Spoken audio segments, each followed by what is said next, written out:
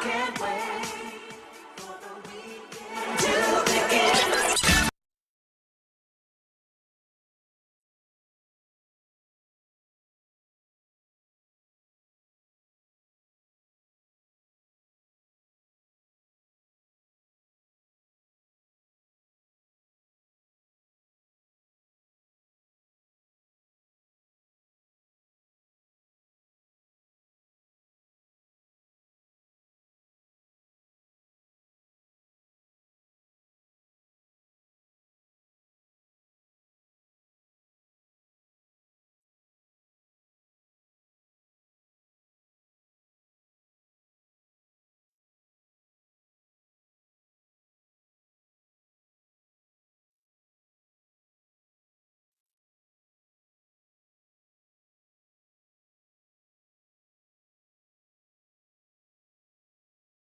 Word you could use for this week for Republicans winning, whether you go to Pennsylvania, whether you go to Arizona, wherever you go, their Republicans are winning all across the country if you believe the polls for what they are worth. And we'll start here in Missouri. Eric Schmidt still holds an easy lead over Trudy Bush Valentine, according to Trafalgar in Real Clear Politics today. And then you look at Georgia, Walker, Raphael Warnock. Basically, it's a dead heat. Kemp Abrams, Georgia governorship. Kemp up by 6 points there. Oz and Fetterman. That's changed a lot since the debate. There used to be this woman on TV, and I guess she still is on. I don't know, but she's not on like major broadcast networks anymore. And she would do this thing like right around the holidays, and it was huge. And she called it Oprah's Favorite Things. And she would come out, and here's my favorite book, and here's my favorite brand of spiced pumpkin latte, and she would endorse Ugg boots, and all the women went out and wore Ugg boots. Now, I've never worn Ugg boots. I'm not a girl. I don't know. Thank God. I don't know if they make them for men. They do. Of course, and there was the famous/infamous viral as much as things could go viral back in 2014 episode of Oprah. Oprah Winfrey giving everybody in her audience a Pontiac. You get a car, you get a car. And it wasn't too long after that, Marsh. I think it was probably the more infamous Tom Cruise interview. I thought it was not long after. Remember, he's hopping on the couch. Yeah, it was him and Nicole Kidman had divorced, and he was dating that young kid, Katie Holmes, yeah. Was this before or after he went to like Scientology crackpot? I think it was during. Okay. Do you remember seeing that? I know that. Oh yeah, I remember it. Tom Cruise. So everybody was like, Tom, you left this lovely woman, Nicole Kidman. You all got some kids, and now you're with this Katie. And it's not. That's what happens, I guess, in Hollywood. But he was trying to prove, no, I really do love her. It's not because she's 20 years younger than me and super hot. It's not that at all. And he started jumping around on the couch. Remember the whole thing?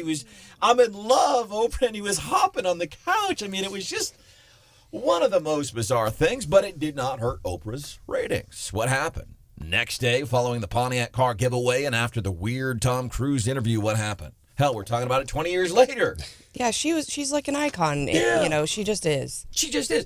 And every November, Thanksgiving, at Christmas, she does Oprah's Favorite Things. And she does this. It started off as just, hey, I like this thing. This is cool. And after she did that for several years, these companies be like, why the hell have our sales just skyrocketed? They realized the common denominator was Oprah Winfrey. She was like the original influencer. Yes. And so then somebody said, well, hey, instead of just saying, hey, I like this, why not do a collection of things and package it? We'll make it a benchmark, I think, as they call it in TV. So we'll do what you're already doing, but we'll give it a name, and we'll do a bunch of products every year, and we'll make money, and you'll make money. And, man, it was a thing, and I don't know if she still does it or not, but she would come out with Oprah's Favorite Things, and, man, people would go wild, and they would do what Oprah told them. They would go and buy everything on that list. How come? Well, because Oprah is one of Oprah's favorite things. I'm going to go buy it. She says it's good. She's a kingmaker. I'll buy it. You ever bought anything from Oprah's Most Favorite Things? I couldn't name one single thing. Me neither. Houseworth? I've not. Okay, just checking. Sure. Hannah? Not on purpose. Not on purpose. Marsh, I already know your answer. But people did it, man, and businesses paid good money. Why? Because Oprah did what people said. Or People did what she said. Oprah said. Oh, my dog, I'm dyslexic. Thank you, Stephanie. So I'm wondering, with her endorsing John Fetterman in Pennsylvania, will people go crazy for John Fetterman? Now, and you and I kind of disagree on the endorsement thing a little bit. I'm not waiting for Trump or Eric Schmidt or anybody. I'm voting based on how I'm going to vote. But I know not everybody else does that. But I'm wondering, is she... Yeah. And that's the other thing. That's a good point. So, okay, so everybody, a lot of people blindly do what they do what Oprah says. And the other significance in this is that she made Dr. Oz. Yep. And for her to rebuke him, turn her back on him is also pretty astounding. And listen, I don't think anybody, unless John Fetterman wins by like 5, 6, 7 points, if he wins by less than 2 or 3, I don't know that anybody would be able to say it was the Oprah endorsement that did it. But does anybody in this room right now, does anybody think that this will have any effect on that Pennsylvania Senate race, which is important to us even here in mid-Missouri this morning? Remember, it is control of the Senate. It is stuff like defund the police and all that crazy stuff that progressives want to do. Does anybody think the Oprah endorsement will make a difference? Will Pennsylvania voters wake up this morning and go, oh, Oprah says to vote for John. That's what I'm going to do. But I would tend to think that the people that watch her show already were going to vote Democratic anyway. I mean, it's pretty obvious that their viewers skew obviously to the progressive side. So I don't know that will have a huge impact. I think ultimately, Brandon, it will come down to turnout, and I know we have Democratic listeners as well. I would just say, if regardless of the polls, you should get out to vote because, I heard a report last night on the radio, and I looked at a different report here about the New Hampshire Senate race. Two completely different things. One saying Bolduc. One saying Hassan is up by 10. The Hassan other is the Democrat senator. And Bolduc is the Republican. In the radio report last night, I heard had him in the lead. So, again, I think it all depends on who is doing the poll. Same thing about Arizona. And that one apparently is going to be very close as well. Blake Masters and Mark Kelly. So ultimately, it's going to come down to turnout. But, no, I don't think you can't underestimate the importance of the Oprah endorsement. This is the same woman who endorsed Ugg boots for years, and apparently there is. She did? Yeah. Oh yeah. She Ugg boots. That was her thing. And apparently I've never worn them, but Ugg boots are uncomfortable as hell. Is it? Are they? No. They're not. Yeah, they're not particularly All women's comfortable. shoes are. That's a fair point. That's a fair point. Welcome into the show. This is Wake Up Mid-Missouri. There's Stephanie Bell. Good morning. I have Uggs. You got some Ugg I do like boots? them. Yeah. Yeah. Are they you like the way they look, or are they comfortable? They're warm. I wouldn't say they're comfortable. Did you buy them because Oprah told you to? Absolutely not. Brian Housewood is here. It's good to see you, sir. Mr. John Marsh. Producer Hannah is here too. Hello, I do not own Ugg boots. No Ugg boots. We are 8 days away. 8 days. To probably one of the most important dates in Missouri. Hunting season. 8 days away. I told you I ain't real good at my math. Ain't much better than English. 8 days away till hunting season. Just put that in there for something different. Actually, I think archery season's already underway, but it'll be the firearms season. Starts November the 12th. Of course, today here on a Feel Good Friday, things that we're feeling good about. Some we'll try to stay away from some of the more darker, harsh stories that are in the news. 8:35 winners and losers of the week. If you want, send us your noms. 874-9390. 874-9390. Seven, I have talked several times. Some of the most successful things that Joe Biden has done since the tragic events of January the 20th of 2021 He's gone back to Trump policy. Remain in Mexico. Yeah. So he's got 3 or 4 successes, and those 3 or 4 successes, if you want to call them that, aren't really successes, not original ideas. They're not original. What has he done? They're right out of the Trump's playbook. Yeah, that's all. And now, how bad is it? Aldi, the grocery store, they're going back to Trump era. I don't want to call it policy. Aldi and Walmart lowering prices for things, which is cool. Private nice. corporation, and they're doing that on their own. Aldi is rolling back prices for Thanksgiving-related items to 2019, when Trump was in office. So even the private sector going back to Trump-era policies. Did you see that Hy-Vee announced that they're going to be closed on Thanksgiving? What do you think about that, John? It's probably nice if you've ever worked in grocery to get the holiday off, but all those last-minute shoppers who forgot the canned cranberry sauce are going to have to go somewhere else, I guess. Do you know how hard it is on Thanksgiving morning to find a turkey at break time? Ugh, that sounds like food poisoning waiting to happen. Well, Daddy messed up and forgot to get the turkey from the I am the worst, though. When I'm cooking, like, I am so bad about having all the ingredients, and I will not substitute. Like, I will refuse to do it. I will drive to the store and get whatever I need. So I will be the person on Thanksgiving who, like, can't get what I need, for sure. So I thought that was good. And over the years, I hate the fact that people have to work, and I don't know. I haven't worked in retail. I worked in a grocery store as a kid, but apparently a lot of people in retail, because I can't believe people like Target and all these corporations, they stay open on, because or at least when John and I were kids, like nothing was open on Thanksgiving. Nothing. Maybe a gas station, maybe. And back then you couldn't just, go, you couldn't buy gas. If the gas station was closed, you didn't have an option to buy gas like you do now. Nothing was open on Thanksgiving.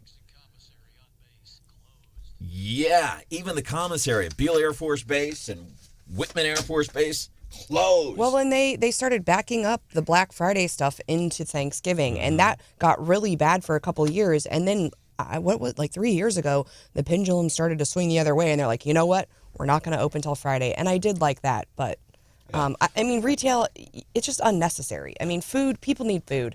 Do you need a big screen TV at Thanksgiving night at, 6 p.m.? No, you don't. Sure don't. But apparently a lot of people on the big screen. But apparently a lot of folks that work in the retail, and they're like, no, we like working on Thanksgiving. They give us time and a half, sometimes double time, whatever. Some people like it, but not all these, but the folks at the Hy-Vee saying we're not going to be open on Thanksgiving. Coming up 5 minutes from now here, Feel Good Friday, Daily DC Rundown, 4 days left. Man, the circus tent's getting crowded. It's getting very crowded. This is interesting. Yesterday, an election official went down for exposing. Her intent, they think, was to illustrate a vulnerability in the system. And people did that in Missouri, and they were like heroes. And she basically got fired for it. All right. I can't wait to hear this story. Daily DC Rundown with Stephanie Bell coming up 5 minutes from now here on Wake Up Mid-Missouri on 93.9 The Eagle and 104.5 News Radio 950 KWOS.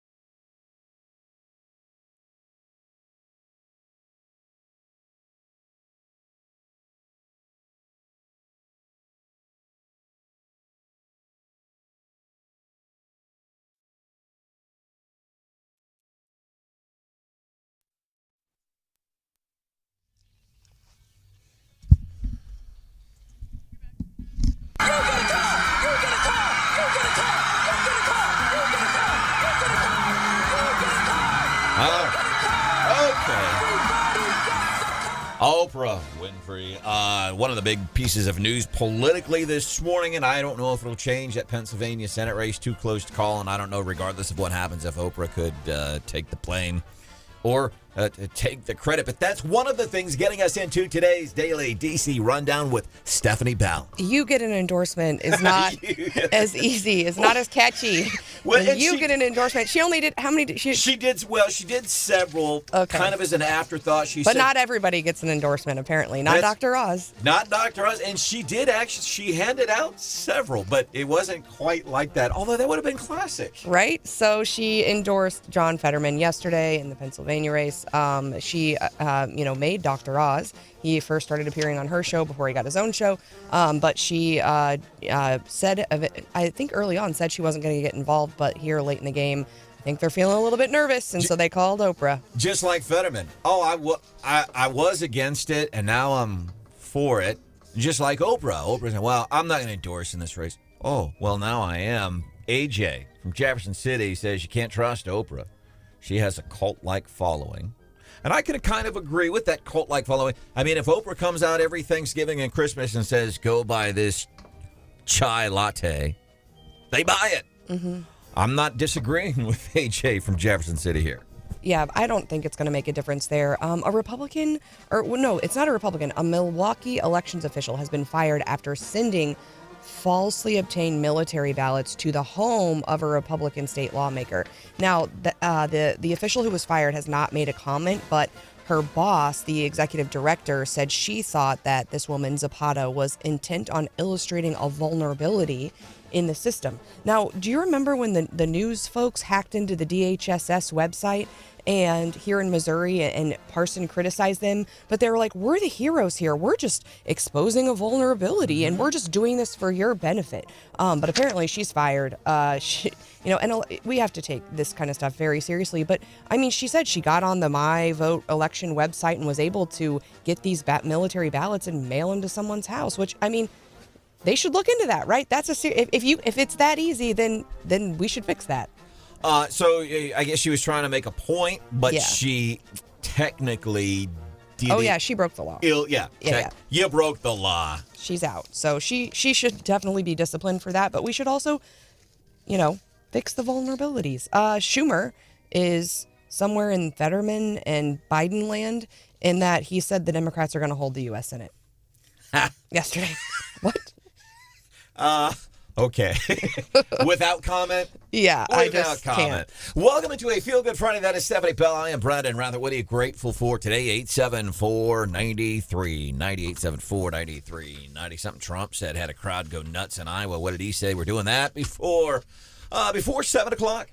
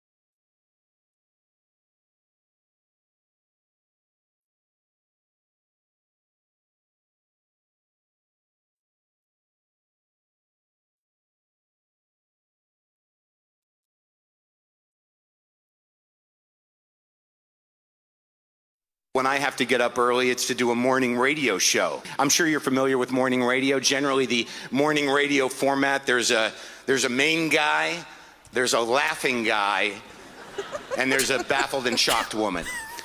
That's the classic setup. If I was to do just a sound impression of morning radio, it would be brr, brr, brr, brr, brr, brr, brr, brr. Oh, fellas. That is very true of 80s and 90s morning zoo radio. I don't know. Maybe you still have that perception today. Certainly hope we don't. You're good. That's a good point, Sean. His laugh actually did kind of sound like yours, Brandon. Oh, Hannah. Oh, my. Stephanie. Oh. I know. Welcome into the show. That was Brandon playing the role of the baffled woman. Yakking it up, and why not? Feel good Friday. That is Mark Maron, who's a stand-up comedian. He's done a lot of stuff, did a lot of morning show radio too. Well, you're familiar with the guy, eh? So a couple of big things happening this weekend that will get in our way. Number one, Feel Good Friday. So we do a couple of things on Feel Good Fridays. We like to back off the nasty political talk. Now, there's going to be, out of necessity, some political talk this morning because we are 4 days away from a very huge event, statewide and nationwide. We try to stay away from some of the real ugly stuff. 8:35, winners and losers of the week. If there's somebody, and the more localer, the more betterer it is. So if you know somebody, you think they're a winner of the week or a loser of the week. Not like ex-wives and husbands, not stuff like that's not the kind of stuff we're looking for. Not that kind of stuff. But if you have somebody, submit it, 874-9390. One of the other things could be coming up today, I think like by 7:30, a little bit after What's Hot with Hannah. Maybe that'll be What's Hot with Hannah today, the jobs report from the White House. I don't know that it's going to be particularly hot. Yeah. We do What's Hot with Hannah every morning, 7:25. It's just kind of some fun things that are just something different that you might want to talk about at work. And one of the other big things happening this weekend, daylight saving time comes to an end. We go back to the regular time, 2 o'clock. Drop your clocks back. If you still have any manual clock, I have one manual clock in my house, and it's an old alarm radio, but it looks like a car radio from like a 1957 Chevy or whatever. What about like your microwave and your stove and all those? You got to change them. My microwave doesn't even have a clock on it. That's how bare bones is. He doesn't use kitchen appliances, Stephanie. He Oh yeah, eats we out talked for about every meal. this. Yes. My favorite meme, though, I've seen so far, and I'm loving the daylight savings time memes, but this one says, change your clocks back on Sunday, change your country back on Tuesday. Boom. I love that. Whoever said that points. Oh, and I saw this. So the other thing that's getting crazy, Twitter, I want to talk about that. But and a lot of folks, and I know for you it's different. Daylight saving time, it rocks your world a little bit because you have kids. Yeah, it messes up their schedule, which then messes up my schedule. Yeah. Makes me crabby. I am passionately ambivalent. I'm just excited for an extra hour of sleep Sunday night. You know the best. So, and I've said this all the time. We could make this whole thing better. Sunday nights when we spring clocks forward, fall the clocks back, whatever. But I'll go back to this every time. This would be more impactful if we switched clocks Monday morning, like 6 a.m. Monday morning, 6 a.m., time to get up, get the kids off to school, go to work. No, put the clock back Monday morning at 6 a.m. Oh, it's 5 o'clock. And in the spring, you know when you do it then? You know when you spring the clock forward? Friday night? Amen, sister. Friday afternoon, 4 o'clock. Everybody's at work, been a long way. It's 4. Spring the clock forward. I used to love, one of my favorite places to be in the fall, daylight saving time, would be a nightclub called Boot Scooters in Idaho. And here's why. Because, and I don't. Last call. Well, 2 o'clock is when the bars shut down in Idaho. And this was a dance club. 2 o'clock. Now it's 1 o'clock. I like it. What? I got an hour of bonus time to make an ass out of myself, try to dance, and drink beer. I love it. Yeehaw! Yeah. John, do you have a strong opinion on the issue of daylight saving time? It's time to go away. Yeah. Hannah? You're like I don't care. Passionately ambivalent. Yeah. 874-9390, 874-9390. Glad you could be here. And Chuck Basie had worked on this, actually. Seriously, we called it the Brad Trinago Act of 2015. Brad Trinago now does stuff with Mizzou Sports. Longtime family member here on the Wake Up Mid-Missouri show. Man, I've never seen anybody as passionate as Brad Trinago about this stuff. Yeah, and the U.S. Senate actually passed a bill to eliminate daylight savings time. It never made it over to the House, but I think it still potentially could. And it was going to eliminate it as soon as, I think, 2023. So we can cross our fingers and hope the feds do something, maybe. And there is the Sunshine Protection Act. Now, sunshine, not to be misconstrued as because we have sunshine laws in Missouri. You get to see what your government is doing. Maybe. Might If you pay a lot of money. If you pay a lot of money. When you wait a long time. And if you don't need it today, if you don't need it right now.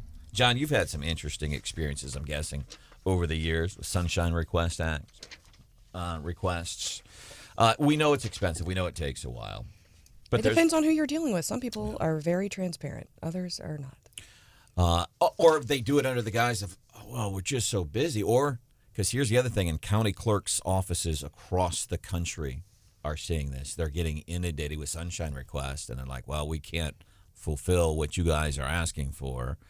So it might take a while. It could. And it could be expensive. But the Sunshine Protection Act, it passed the U.S. Senate this year. You might remember in D.C. It would make daylight saving time the new permanent standard time. Measure's not been approved by the House. So in other words, we'd go to, because I like when it stays lighter later. I like that.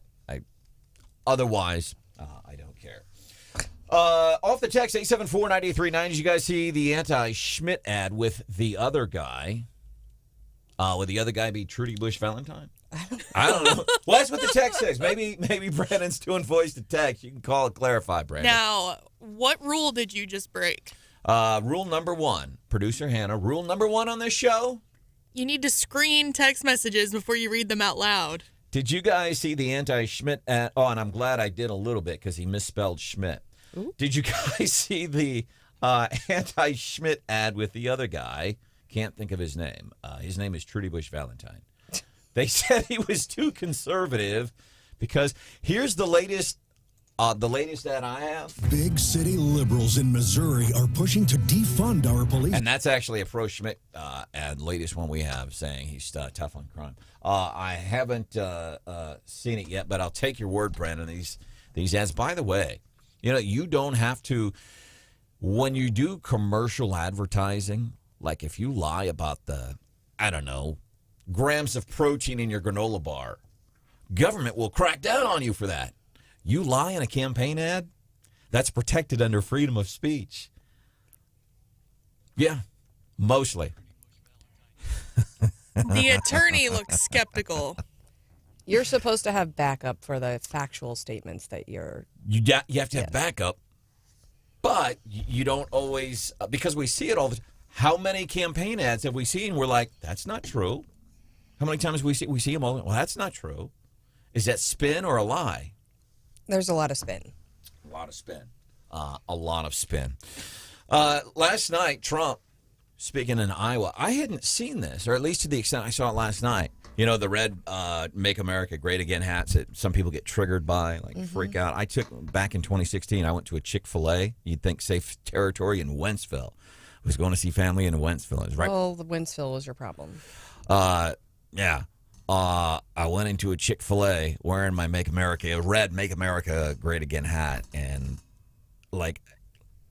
it was palpable, the looks and stares, and I'm like, maybe I should take this off. And I'm like, I'm wearing my hat. I don't get. It's none of my business what you think about me, and I don't care, frankly, what you think about me.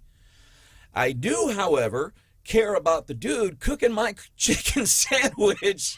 I do care what that guy thinks. Yeah, because you don't want to spit in your food. I have a Make America Great Again hat, So do and I. it has not been worn very much. No. I will say that.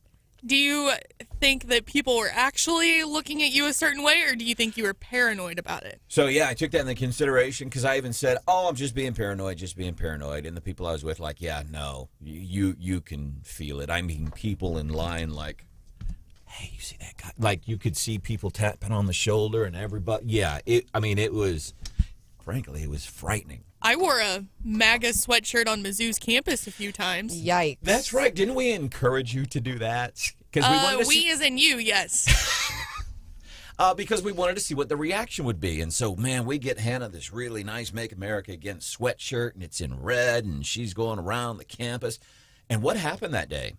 Literally nothing. Yeah, nothing. Yeah. Nothing.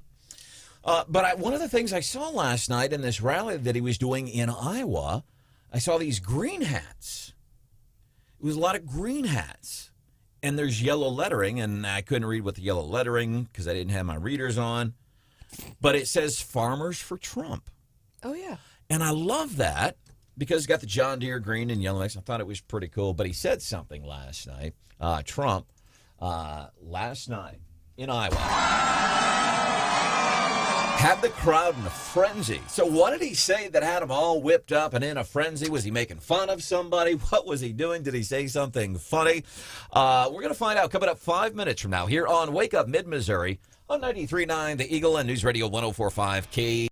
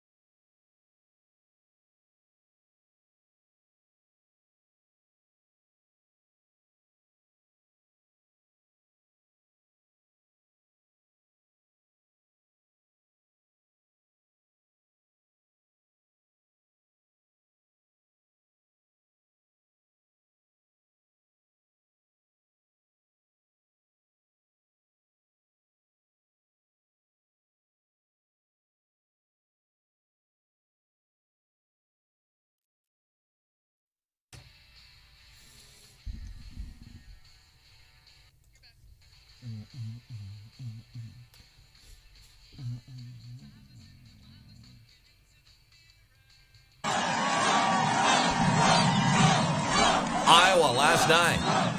Trump doing a rally there had folks going, which he always does. I swear I'd pay. Fortunately, I got an opportunity to see him live once, Columbia Airport, when he was campaigning on behalf of Josh Hawley several years ago.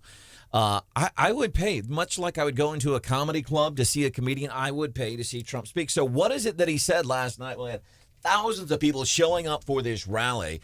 A lot of them sporting the green hats, yellow lettering that says "Farmers for Trump," "Farmers for Trump," and if farmers are for Trump, man, you can't go wrong there. So what is it that he said that had everybody whipped up in a frenzy? I did much better the second time than I did the first, getting millions more votes in 2020 than I got in 2016, and likewise getting more votes than any sitting president in the history of our country by far.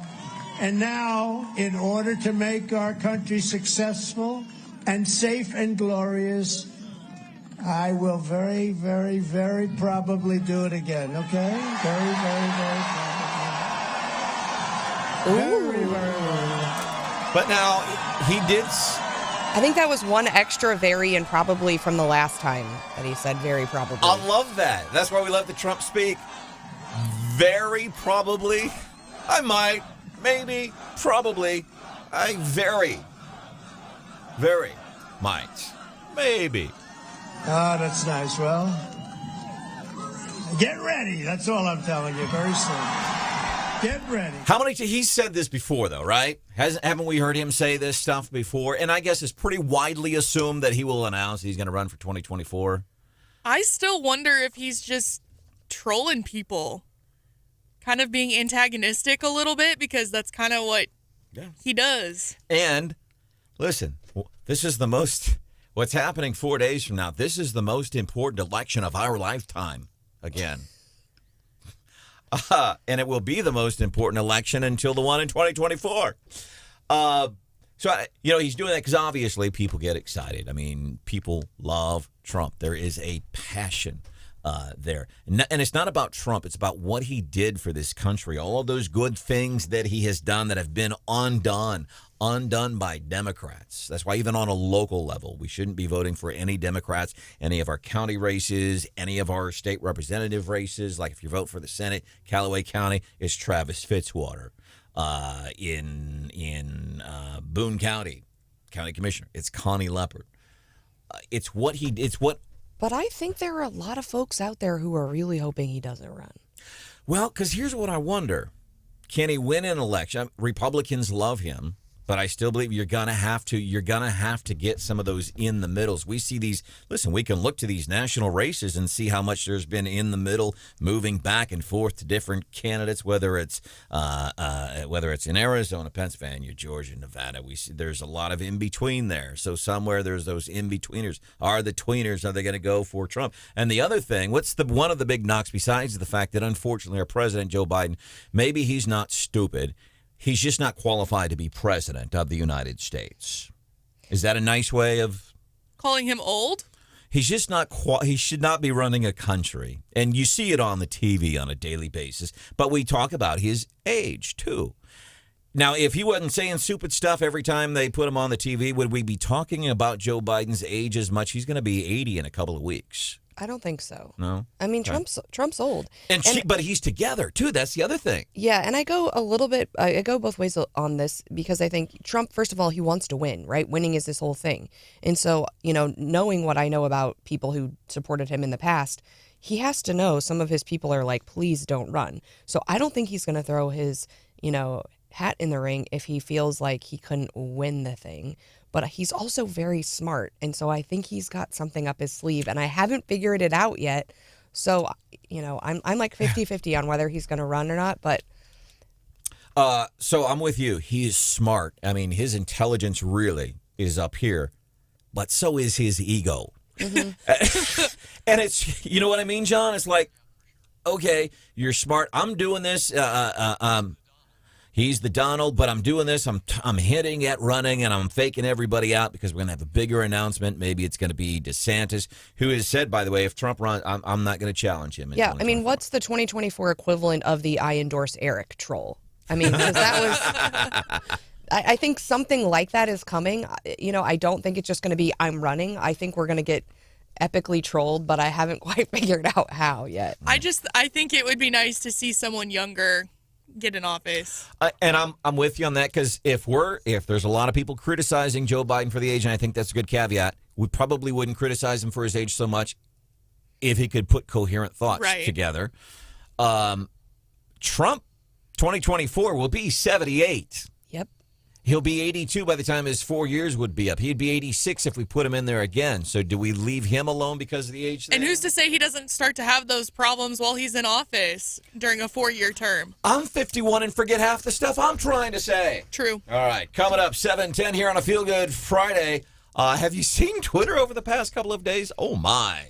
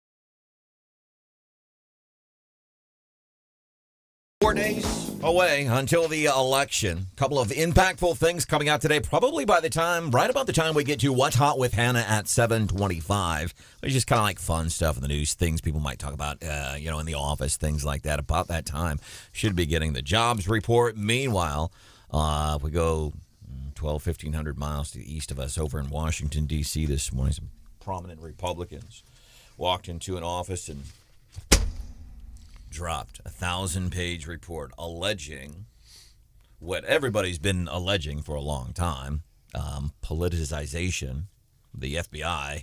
Hey, stop it, Hannah. Hey, can I take you behind the scenes here a little bit? Yes. Okay, so you can ask Stephanie this.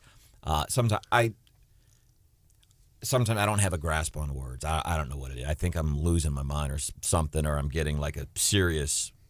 Now you're going to make me feel bad for laughing. Yeah, Hannah, don't pick on me because Thanks. I have mental issues. Sorry, JJ. Be kind. But I'm back here, and Stephanie's being so polite because she's just not saying anything. She's nicer than I am. She's very. I'm practicing saying politicization. That's wrong. Can you say it?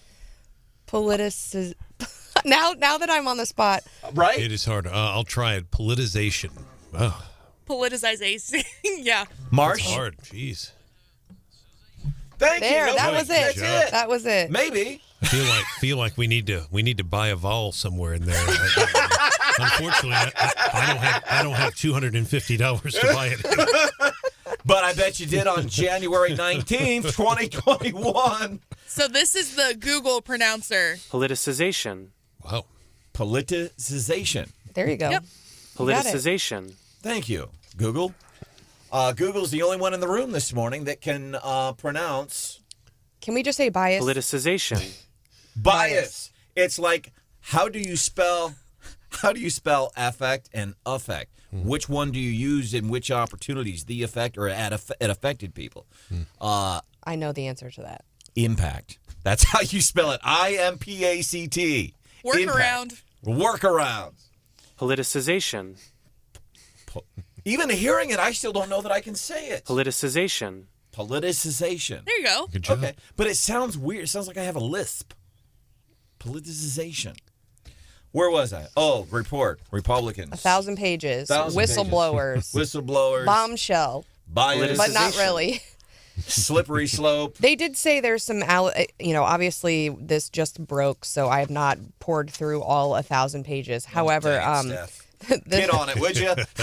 they I know are it came out 3 minutes ago, but get on it. They are saying that there's some new stuff in the report, mainly that, hey, it's not like our frontline people are the ones who are biased. The people who are, on the ground doing the hard work. It goes to the very top, and these folks are, they have demonstrated there is evidence of bias and meddling and, not just doing your job. And here's what I'm like, and I can't wait to see how the Twitter world reacts to this. Houseworth, how do we find you on Twitter? At Brian on the air. Producer _Hannah.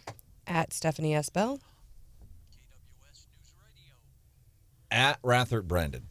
And if you were watching on the YouTube channel at Wake Up in Missouri, you saw Brandon having to stare at the camera monitor to read his Twitter handle that is on the screen.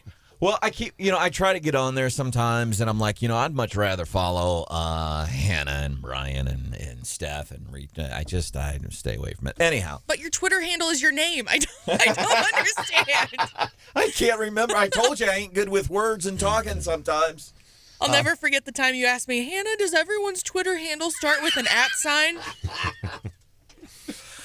So Twitter, I don't know if you've been seeing what's happening on Twitter, but I'm loving the fact that, as a matter of fact, I was listening to the Gary Nolan show the other day. He's here at 9, and Hanson, the star of the Gary Nolan show, is playing like this montage of all these liberals.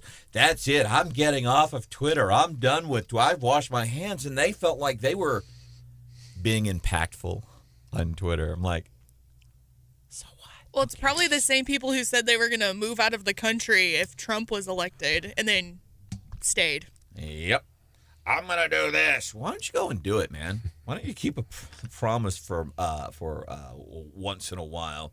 There is a. So you know how many employees Twitter has? And I don't know what I expected, but I was shocked to hear they have 7,000 employees. Wow. And apparently, several hours from now, they're all, not all of them, but a lot of them get an email.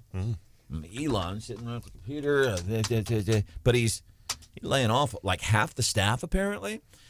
And one of the guys who I guess used to work there, he tweeted out this morning, he says, my name is David, and here's what I do. I'm the one who refreshes stuff as soon as something's, and I've lost my job, and so I don't know. Are you certain that it was a real Twitter employee? Because the news media got super trolled last week by a couple of fake Twitter employees. National news outlets, yeah. They got... I got trolled this morning by a national news outlet. Really? I was so excited to come in this morning and tell Brandon, did you see what Fox News posted? They posted that Elon Musk kicked Amber Heard off Twitter. So they used to date. They dated for like over 2 years after Amber divorced Johnny Depp, right? And I was like, that's so funny. Elon Musk is just kicking his exes off of Twitter for no reason. Like, that's great. Come to find out, she deleted her account. Oh. Yeah, that's not as fun of a story. Well, Fox and News got me. But you know what? And here's how that works. We talk about misinformation, and I heard stuff from a friend. So Hannah glances at a headline. And I even told you this morning, I said, I didn't read the article, but I saw the headline. She passes it on to me, and now I'm already chatting with interns. Man, did you hear Elon going after Amber? And I'm wondering how many of these interns have now passed. You see how that stuff spreads? And it's... I'm sorry that I was the misinformation spreader this morning. And it's not like I'm blaming you. I'm trying to use that as an example of these are how those things, because we get it all the time here. And here's a great example. I cannot tell you how many texts we have been getting on this. I've heard Amendment 3, recreational weed, that's going to dictate that CRT be taught in schools. Two things. Number one, CRT is already taught, we know for sure, in Columbia public schools. I have homework assignments. Parents text me all the time. Now, they don't have a class called CRT 101 or a book that says CRT 101. They don't have that. It is being taught. That is a fact. And there's probably other school districts doing it too. Don't be fooled. That is happening. But as it relates to Amendment 3, and we're getting this all the time, well, I heard that in Amendment 3, it dictates CRT and is going to be taught in schools. Please, for the love of God, quit going around and repeating that. And I'm saying that, I'm not trying to be preaching or anything. I'm saying it because that is not a fact. There is no CRT in Amendment 3. It's not in the language. What's in there, I think, is what's getting people tripped up is the word equity and as it relates to who's getting marijuana licenses. Am I clear on? Am I accurate on that? Is that there is no CRT being taught in schools in Amendment 3? CRT okay, is I am in accurate. Amendment 3, yeah. All right, that is not in there.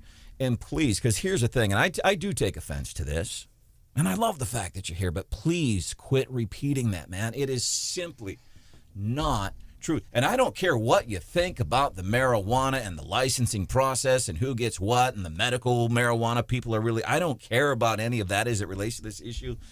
Please quit going around saying that the Amendment 3 will put CRT in schools. It absolutely, positively, and Steph, get my back here, it does not do that. And I get so frustrated.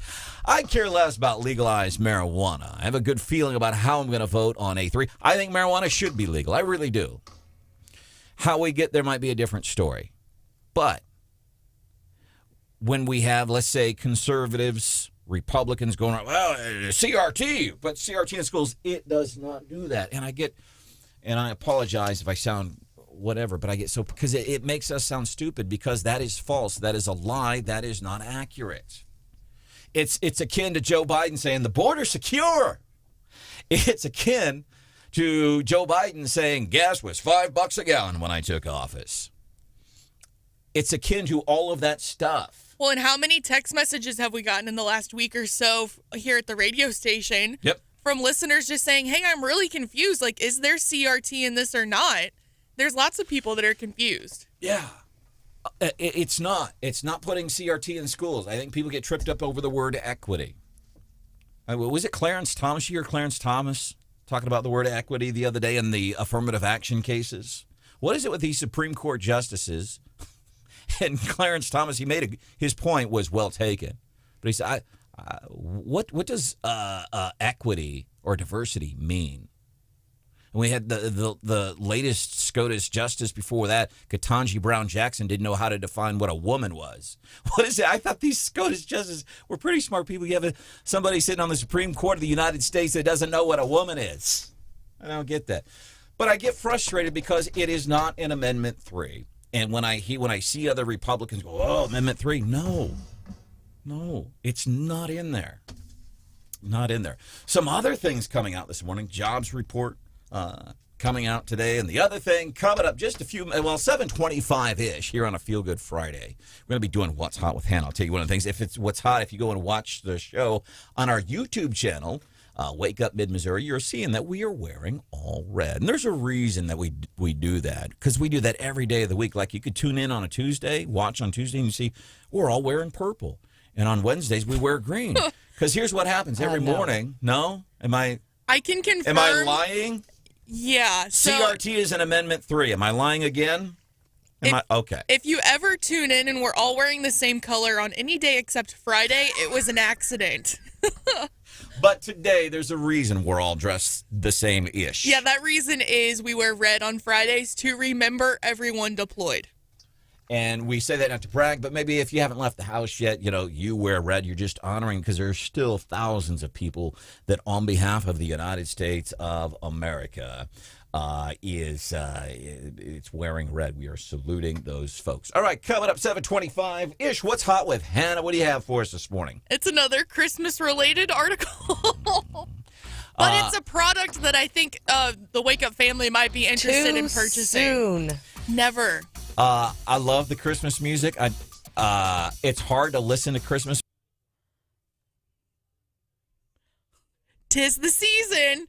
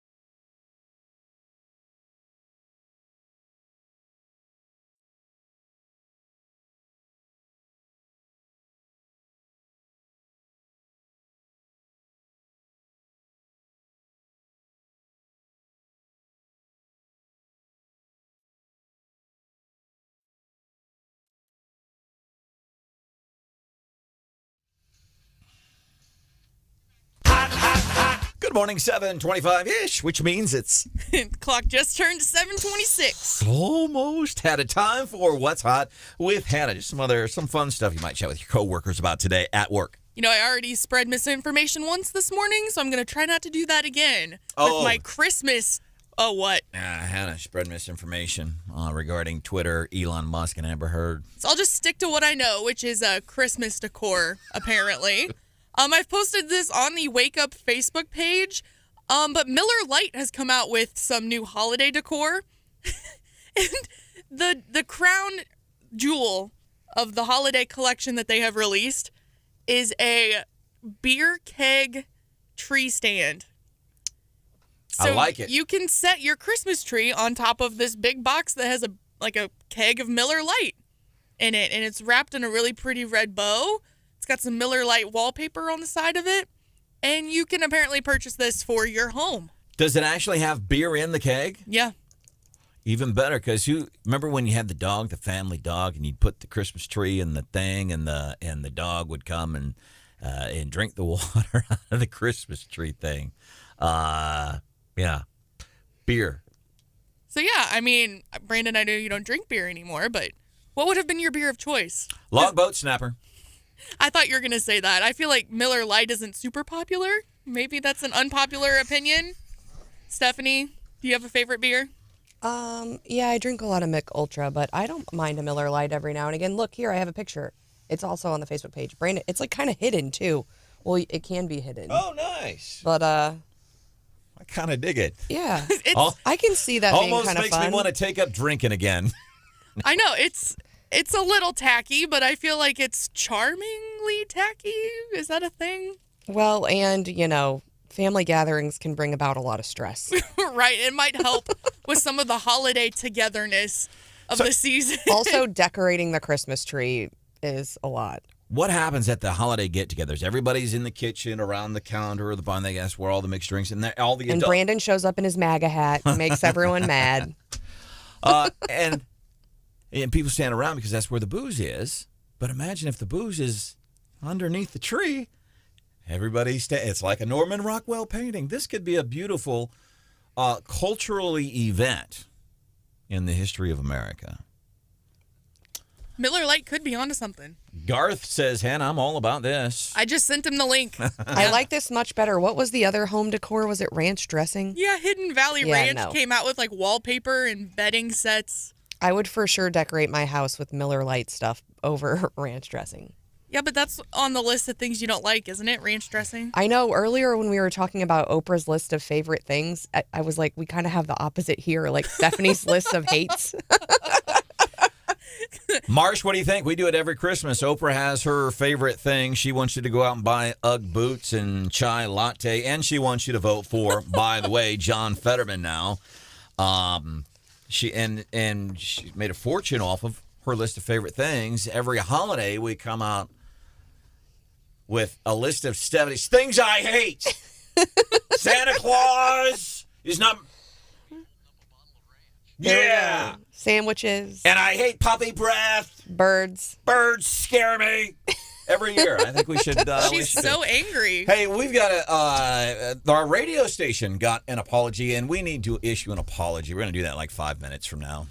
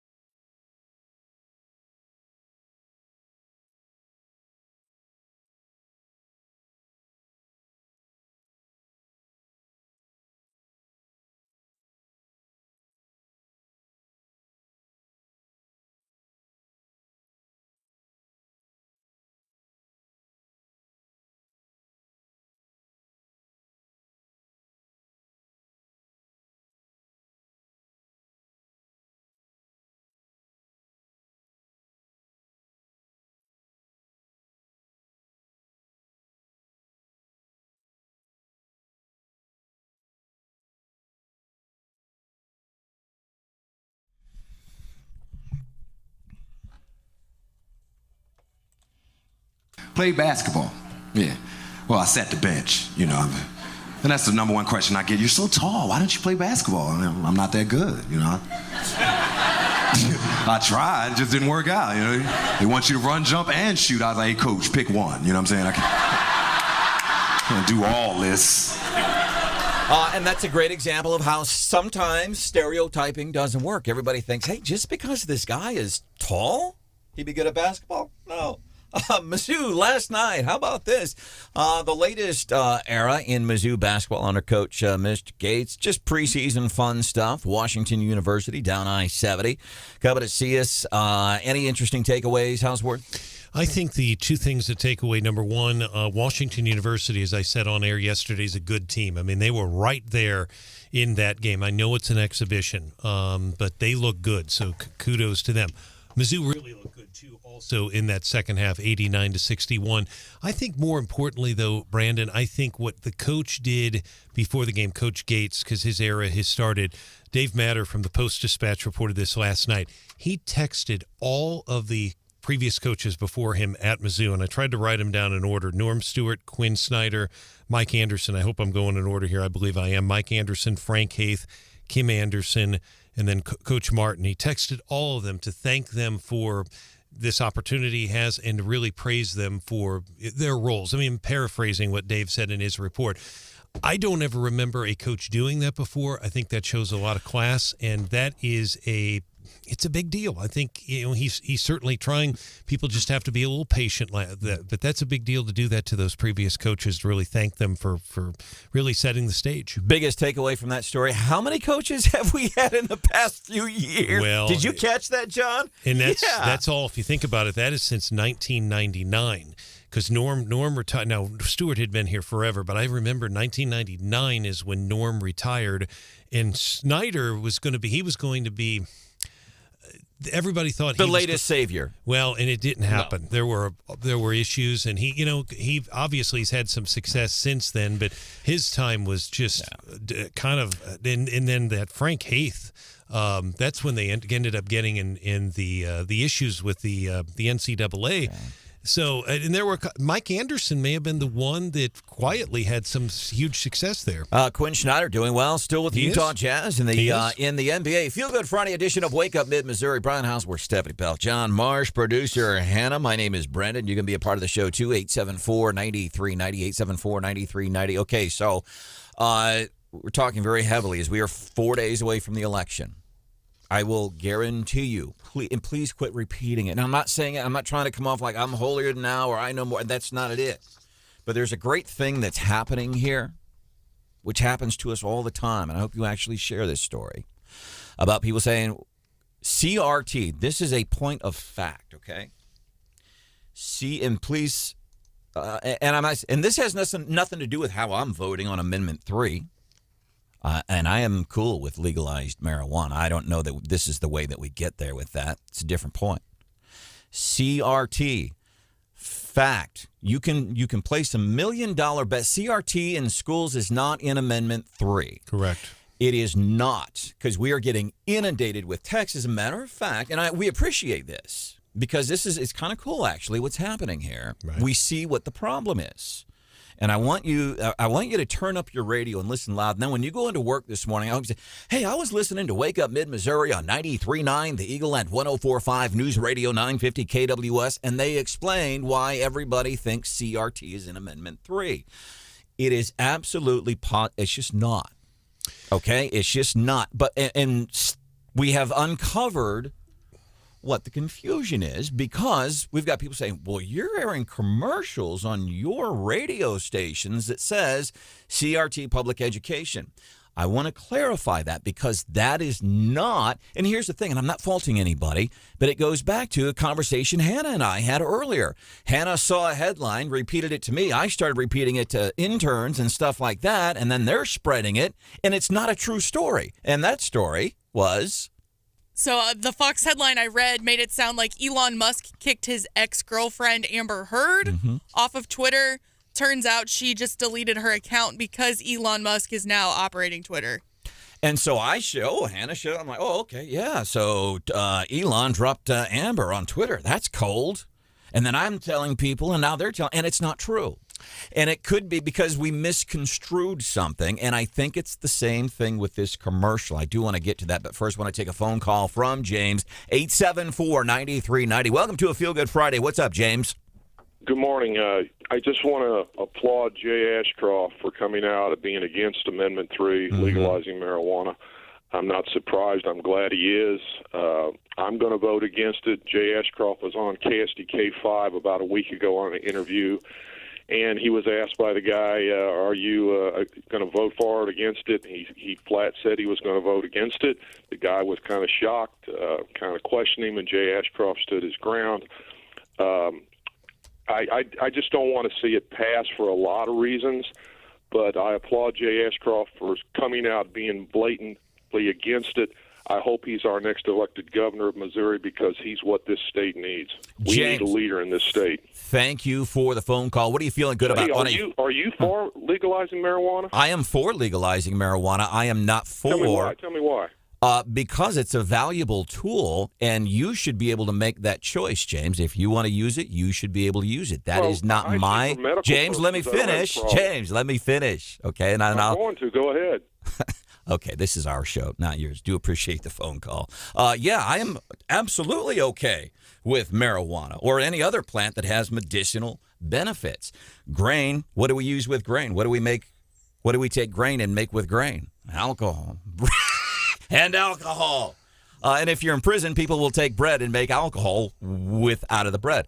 I am absolutely okay. And a lot of the stuff you hear, and this is BS, and I told Congresswoman Vicky Hartzler the other day, because some people are voting against legalized marijuana they just don't like the idea of marijuana. It's not about the mechanism about how we get there. They're just against marijuana. I say, well, it's a gateway drug. That is false. Marijuana is not legal. Recreational marijuana is absolutely positively, it's not a gateway drug. It is what happens, and I'm speaking from some experience here, by the way.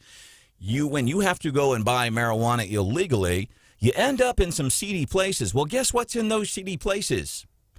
Other drugs. There are other drugs in those seedy places. And here's another argument that is BS.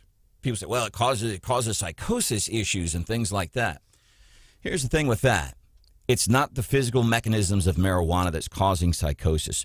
Number one, it's people use too much. Guess what? If you use too much coffee, you're going to have issues. If you eat too much candy or Hot Pockets, you're going to have issues. If you drink too much booze, you're going to have issues. Correct me. Stop me if I'm wrong. If you use too much marijuana, you could have issues. So people are lying when they say, well, it's psychosis and it's physically addictive. That's another one. Marijuana is not physically addictive. Please don't fall for that. Okay? It is not physically addictive.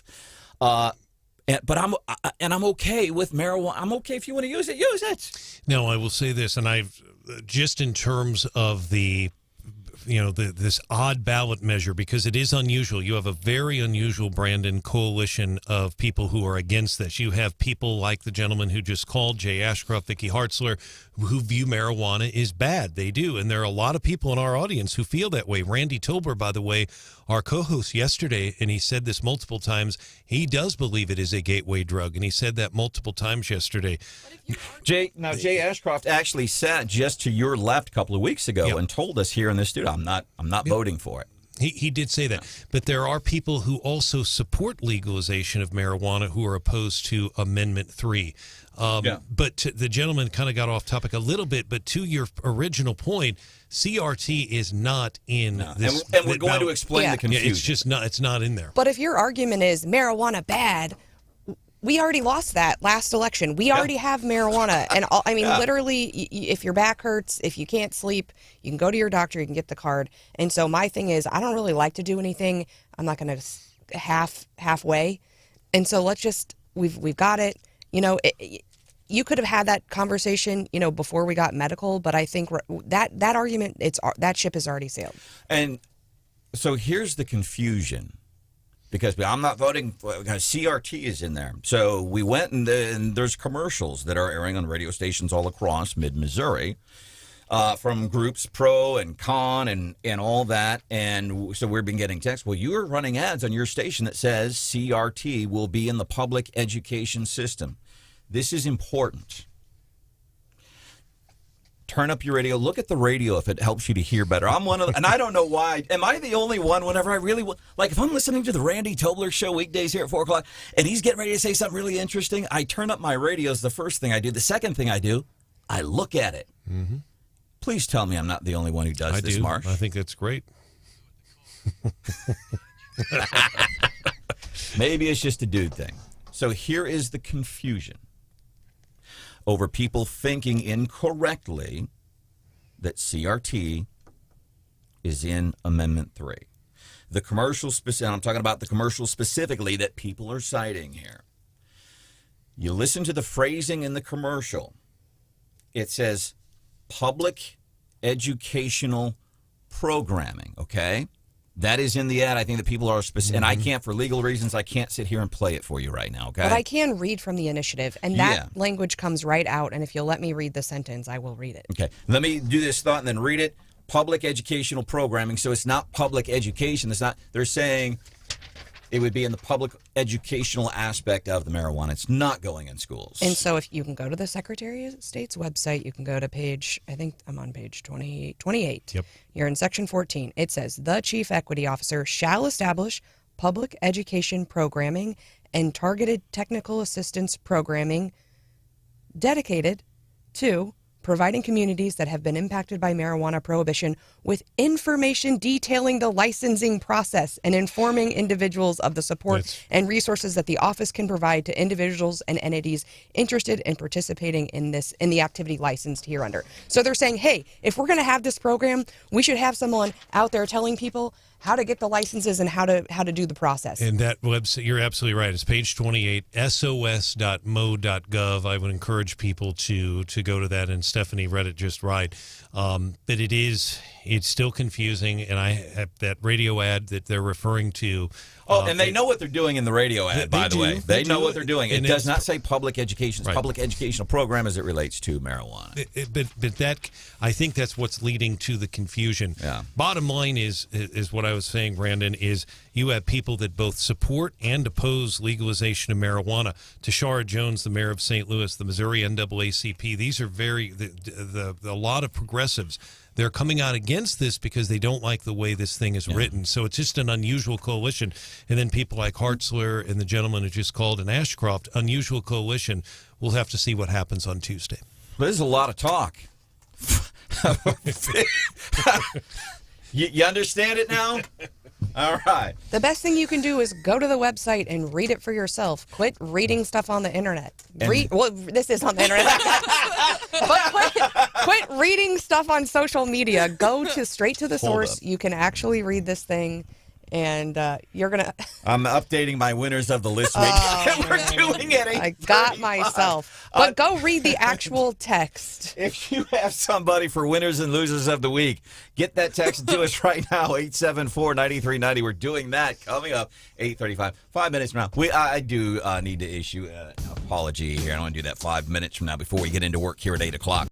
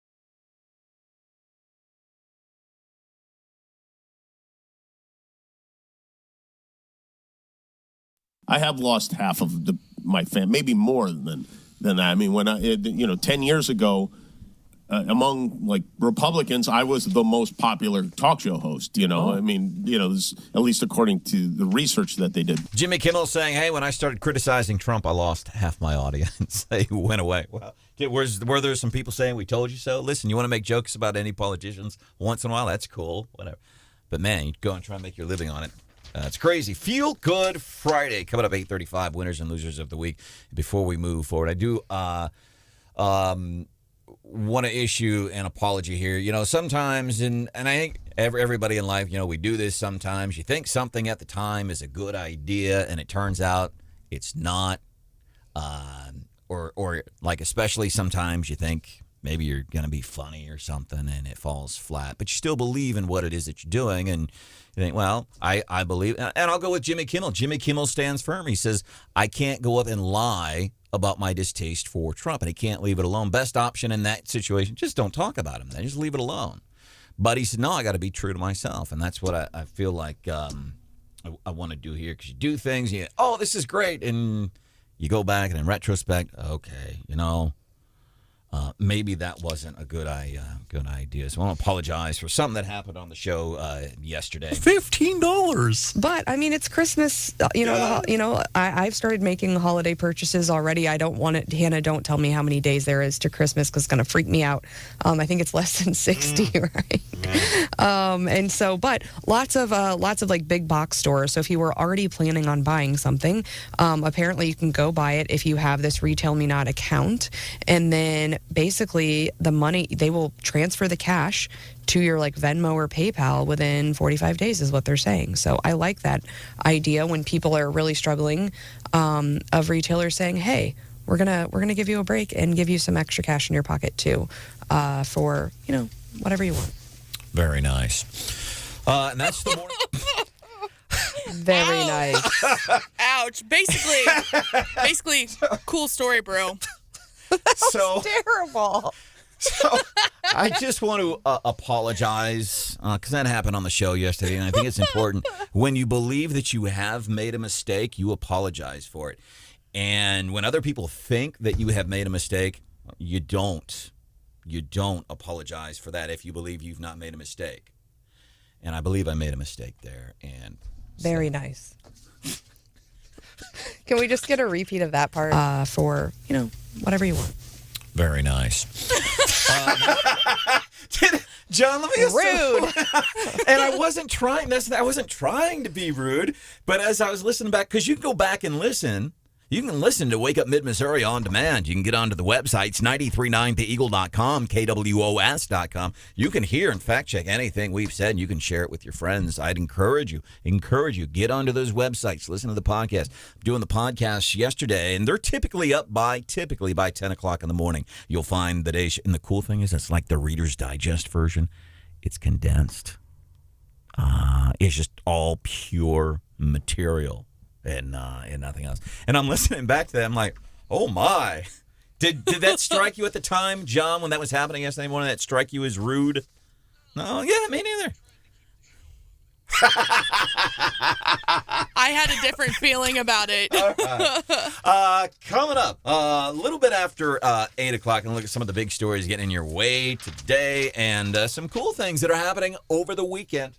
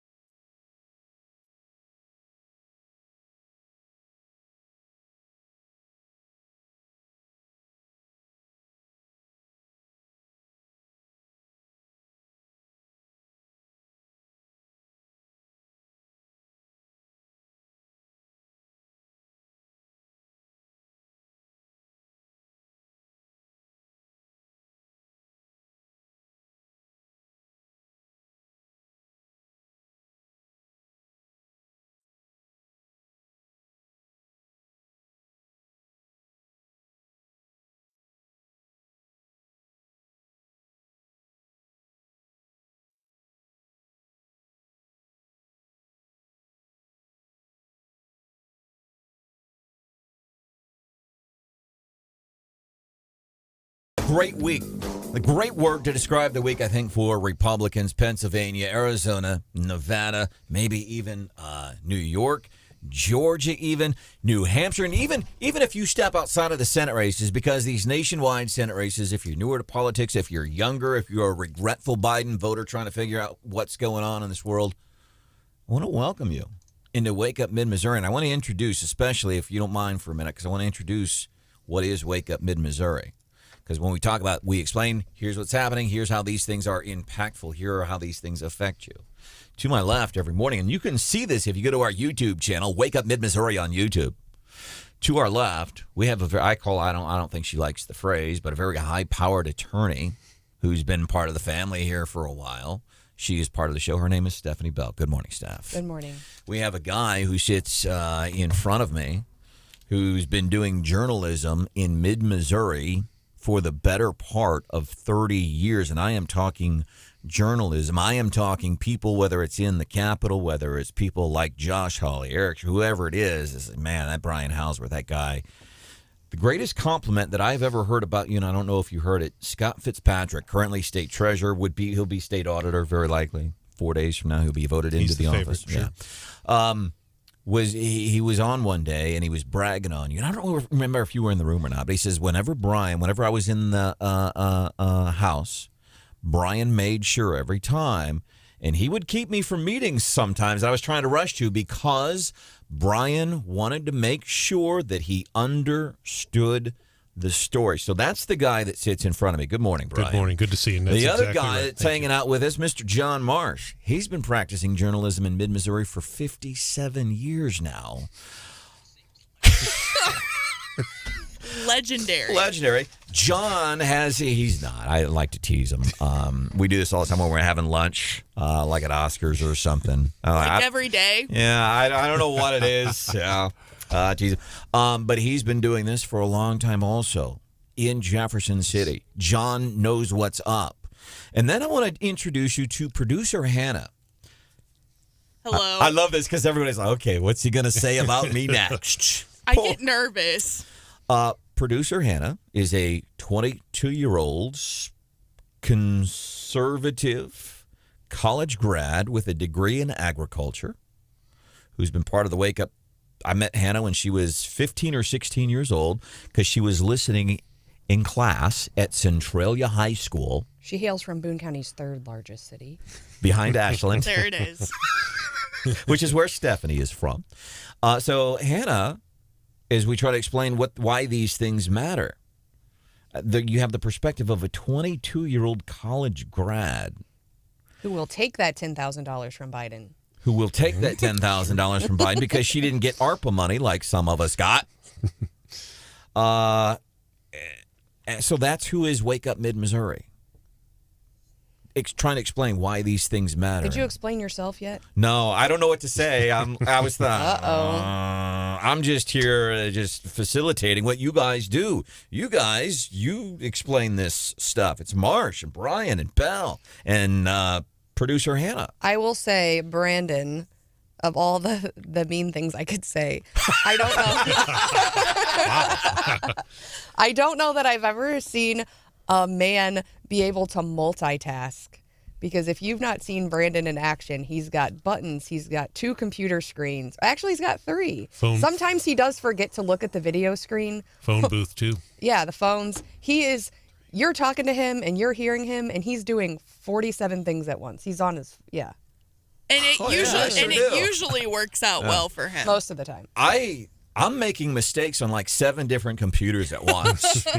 So that's who Wake Up Mid-Missouri is. So when we talk about it, we try to explain this is what these things mean. We hear, Amendment 5. What does that mean? And okay, so why is Joe Biden, why are Democrats responsible for the poor economy? That's what we try to do, explain these things before we move forward. And we get daylight saving time. It's this weekend. Yes. Here's how bad it is on a national level. Joy Reid, MSNBC, inflation. Check this out. The only people I ever hear use the word inflation are journalists and economists. Holy crap, woman. What she's trying to do, there's some context, Okay. sorry, is what she's saying is Well, it's just conservatives. They've been selling inflation, and they're the only ones who use the word inflation. My God, woman. Well, that is incredible for a journalist to say that on television. I would challenge anybody that heard my newscast at 8 o'clock, the Democratic nominee, Jack Truman, who is running for Congress in the 4th Congressional District, and I think our Eagle listeners certainly heard it. Jack Truman self-funding his campaign. His number one issue, he's a Democrat, inflation in the economy. He says people are struggling. That's the number one thing people are talking about. I can't believe she would say that on television. That's crazy. And it's it's a lie anyway. Yeah, we know. Well, listen, my bank account knows what inflation is. I know what inflation is. My grandbabies I'm going to see in a couple weeks over Thanksgiving. They know Thanksgiving and Christmas, when Grandpa comes, going to be a little different this year. My 4-year-old grandkid, Harper, she understands what inflation is because when Grandpa comes and sees her at Thanksgiving, she's not getting a 48-count box of Twinkies because of Joe Biden. She knows what she's got Grandpa wrapped around her finger. Yeah, I think she's going to get as many Twinkies as she asks for. But hey, no, I mean, there are cuts happening in households all across the country and right here at Midmo. And specifically, there are people who are approaching the future differently, right? And so, I need a new car. I'm going to hang on to that old one as long as I can. Harper needs some Twinkies. Right.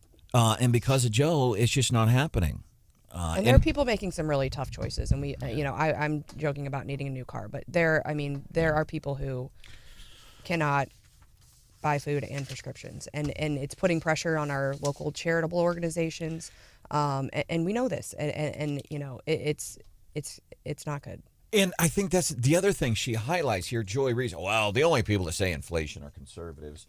She also highlights, and so here's another thing I want to explain to you. You might hear, if you're newer to talk radio, the progressive elites, the Hollywood elites, and is what we mean is we talk about all these rich people that enjoy exorbitant amounts of power and of fame. They live in different worlds than you and I do. Okay, they're not looking. When you're younger and you're looking at your checking account every day, okay, I want to make sure I haven't done this, and okay, can I do this thing? Am I able to go out and have a business lunch with business partners on Friday? Can I afford that lunch on something that can help my career?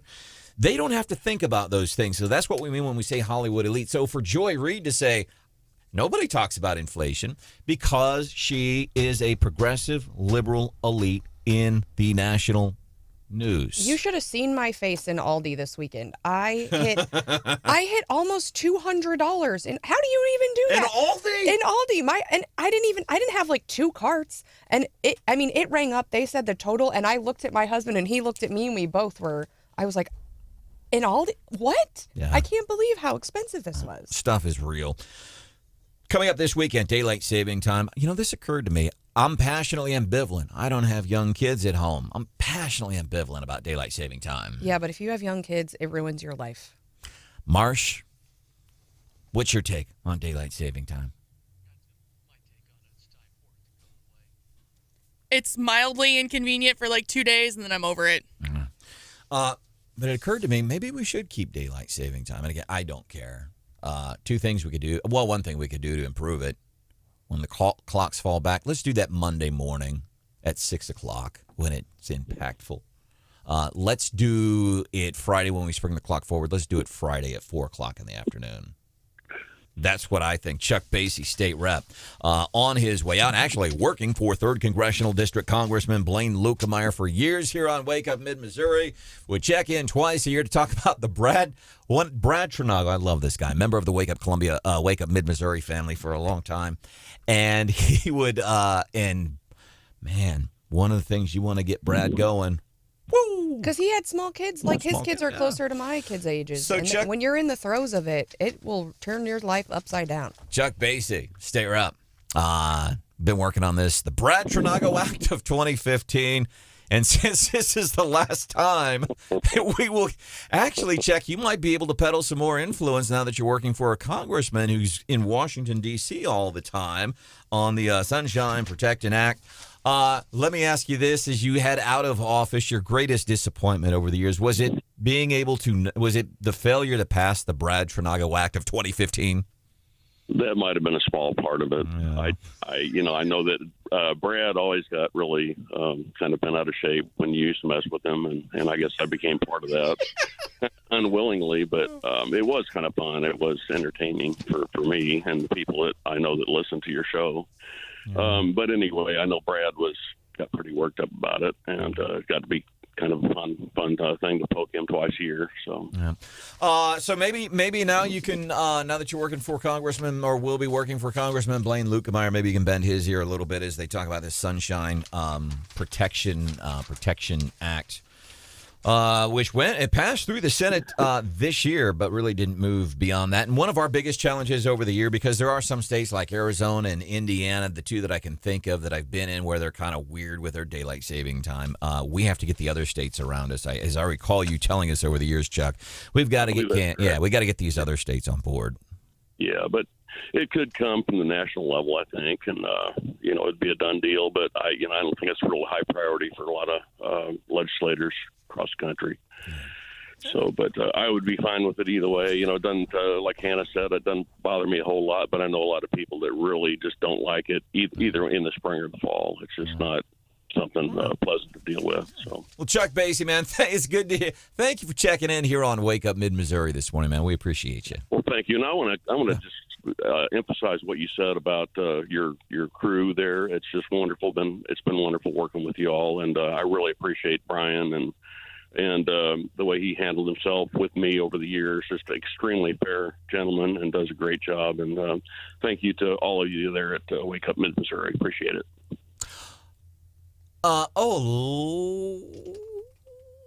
Hold up. I'm communicating with other staffers here.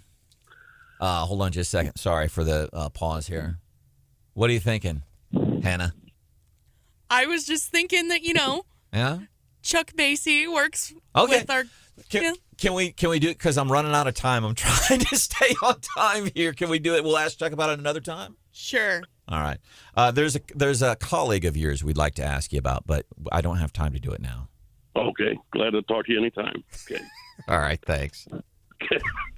I know. None of us knows what the heck is going on. Chuck Basie. All right. Coming up 5 minutes from now, Morning Bell. Business news, little twist only Stephanie Bell can give you. What can we look forward to, Steph? The jobs report is in. Jobs report. Oh, that's in. The other thing, daylight. Here's why we should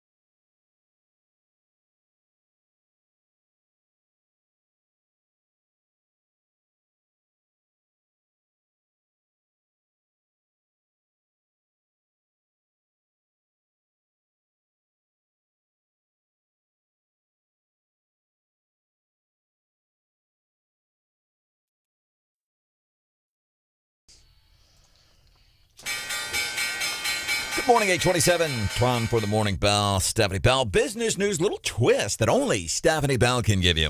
So it's good news and bad news, I think, for the jobs report. So the October jobs report is saying basically that the jobs are right where they kind of expected. Pretty good. Employers added 261,000 non-farm jobs, and that's slightly more than expected and in line with what we did last month, which was 263,000.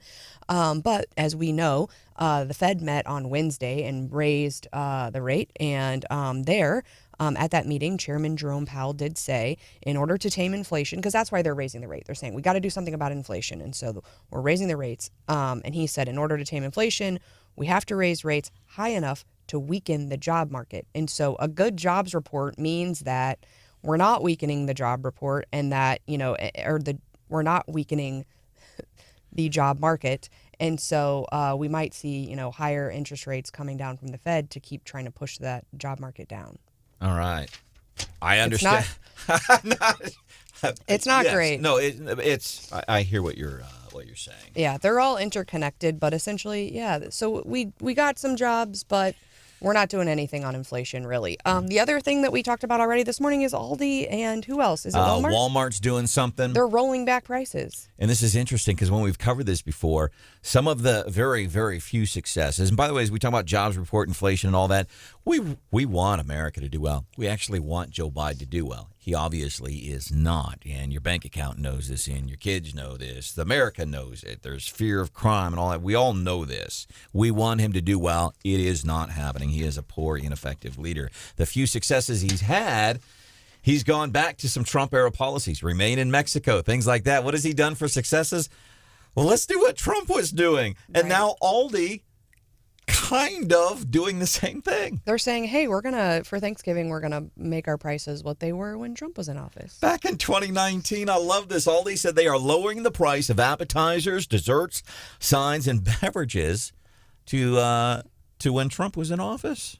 2019. See, there's something there. It's not just Biden that goes back to, and these are facts. These are facts.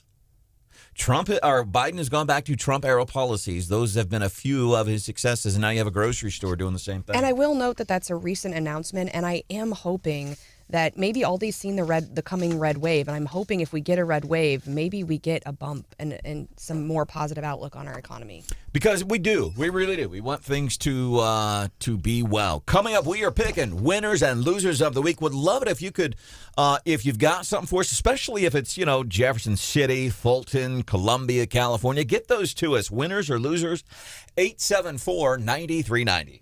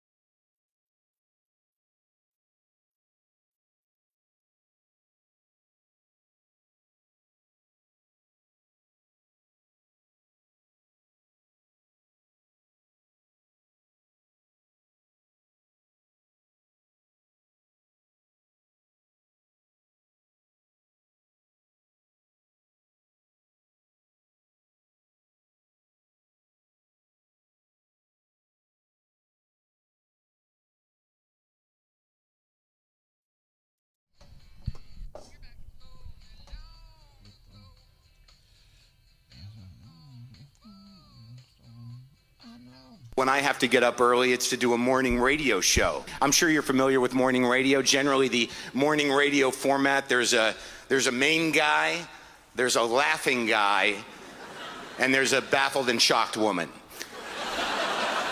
That's the classic setup. If I was to do just a sound impression of morning radio, it would be bear, bear, bear, bear, bear, bear, bear, bear. Oh, fellas. That's not true, is it? We don't do that, do we? That's not what we do, is it? Marsh? Huh? Well, back in the 80s and 90s, that's what it was. You had a guy who was like the guy, and then you'd had another guy who would laugh at what he said, and then you'd get the... Yeah. And honest to goodness, and please don't tell anybody we said this because we're breaking the secrets of radio from 30 and 40 years ago. But that's what it was. You could hire... Oh, no. The mornings, and they would have names like Chaz Michaels, and the last name Michaels wouldn't be spelled Michaels. It would be spelled Mikkels. Michaels. I'm Chaz Michaels here on. And then you would hear Mike giggle over it. And then you would hire somebody. Hey, well, I don't know how to do radio. It's like it doesn't matter. All you have to do is just laugh every 3 minutes. Play Misty for me. Do you remember that movie about playing Misty? But it was about radio. It really was but it was Clint Eastwood was a DJ, but the DJ that I think he would come in and replace on his shift reminded me of that voice that Brandon did there. Hey, we do have looks like we had a record high yesterday, 83 today, and Yes. Good chance of storms coming in through the air, and this is affecting some local sports. Can you see this, John? Who's changing right now?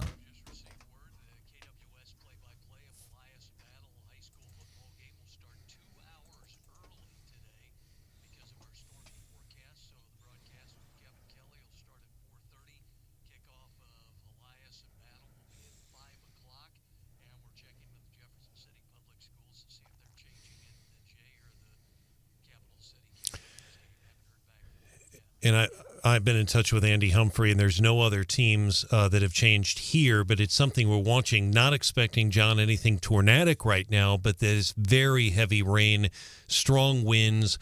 We're talking about potentially 40-mile-an-hour winds, and that could be a problem. Also for people tailgating tomorrow before the Mizzou game, some of these storms are going to continue into tomorrow morning, so be prepared for that. And also for the cross-country kids here in town. And we're doing our Tiger Tailgate. Go to our websites, 939theeagle.com, KWOS.com. And today there are still free tickets available for our Tiger Tailgate, something we do every year, man. We just give you, there's free food, free drinks, free entry. All you have to do is get onto our websites, 939theeagle.com, KWOS.com. And you'll see a link, and you'll see a whole bunch of different places, almost like no matter where you are, that you can go and get passes. And I actually had someone text me yesterday and ask if there is a age requirement to get into the tailgate. And the answer is no. You just obviously won't get your alcohol tickets unless you're over the age of 21. We do enforce that rule. And we're pretty tight about it, by the way. And have to be. I mean, we're all cool people. We're all cool. We're all realistic, okay? But yeah, we're pretty tight on that rule because I love these college kids. Or hell, we even see some 6-year-olds. Hey, how come I didn't get a yellow drink ticket? Because you're not 21. You got to wait for a while, kids. So, go to our websites. There's places in Columbia, Buffalo, Wild Wings, Big O Tires. Also in Jefferson City, you can hit up the Big O Tires, Vaughn's Pools and Spas. And if you're in like the new Bloomfield area, hit up Speedy B's. And now for nominees for the winners and losers of the week. All right, winners and losers of the week. We do it every Feel Good Friday, 8:35, and I think the best, you know who picks the best winners and losers? You, whenever you send us nominations. 874-9390, and I wanted to highlight this one really quick from listener Jeff. I think he's a newer listener, too. He says, I want to pick UPS and FedEx drivers as winners of the week. Yeah, as we get into the holidays, yeah, that's right. And I'm like, well, how come? And he turns out, so this guy, he is a driver for FedEx, but he wants to make sure that even his competition, UPS gets love. So I love that from Jeff. And Jeff, I'm picking you as a winner for saying, hey, I want to pick I want to nominate us as winners of the week and also pick my competition. I like that. Yeah, Steph. you know who doesn't get a 3-day work week, Hannah? Our UPS and FedEx drivers. They're working all the time. I'm going to pick a local business, Equipment Share. Big event yesterday. Brian was out there, so he might be able to tell us more about it, but they're adding 500 jobs, $100 million expansion. They did get some tax breaks, which I know our listeners would want us to point out. But they started right here in Columbia. They're a huge company now. Yes. Really exciting. How was the event? It was huge. I've never seen anything like it in terms of a company that has grown like that. They started with 5 people. They have 471 people working in the Ashley Furniture Building. It's incredible what they've been able to do in that, because I remember looking at carpets and stuff in there, and it's just what they've been able to do in that building. 555 new jobs over 5 years, $42,000 a year. And you're right, there are some tax incentives. The reality, though, is if they had lost those jobs, had gone to Alabama and Louisiana, the $100 million in construction would be gone. So it was a huge deal. Plus, they're going to have retail out there. It is a huge deal. The governor and Representative Cherie Tolson-Reich, Senator Rowden, former Mayor Treese, lots of dignitaries on hand.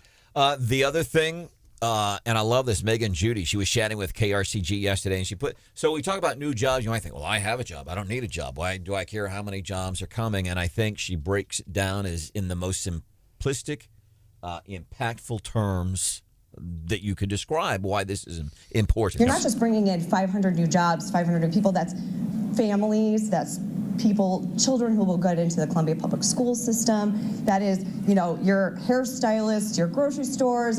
So that's right. So these people come in and then they spend money. I'm thinking, let's say a small local business, no matter where it is. Maybe they're going into Cotton Stone Gallery to buy some art in Jefferson City. Maybe they're going to Just Jeff's Burgers. Maybe they're going to Beck's in Fulton. Those people, then they spend money and they put money into the tax base. That stuff is incredibly important. I would read a text from Casey, but I'm not gonna. I'm following rule number 1. Look at you, progress. While we do that, I also want to pick Carrie Lake for winner of the week because she's awesome. Yeah, well, she gets a lot of people. You're extreme. You're too extreme. She was asked, how do you address those concerns about you being too extreme? Well, I mean, what am I extreme on? If you throw me any of my views and explain where it's extreme, I'm happy to talk to you about it. But I don't know what's extreme about wanting to secure the border.